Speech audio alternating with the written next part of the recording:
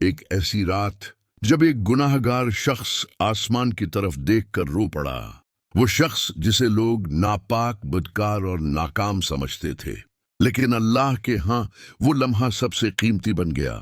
یہ شخص جوانی میں گناہوں میں ڈوبا ہوا تھا، نماز چھوڑ چکا تھا، ماں کی دعا اس کے کانوں تک نہیں پہنچتی تھی۔ لوگ اسے دیکھ کر کہتے یہ کبھی نہیں سدھرے گا، لیکن ایک رات جب سب سو رہے تھے، اس کے دل میں عجیب سی گھبراہٹ پیدا ہوئی۔ وہ مسجد کے دروازے پر کھڑا تھا، اندر جانے کی ہمت نہیں ہو رہی تھی۔ وہ کہتا ہے، یا اللہ، اگر تو نے مجھے معاف کرنا ہے تو آج ہی کر دے۔ اسی لمحے امام کی زبان سے یہ آیت نکلی، ان اللہ یغفر الذنوب جمیعا۔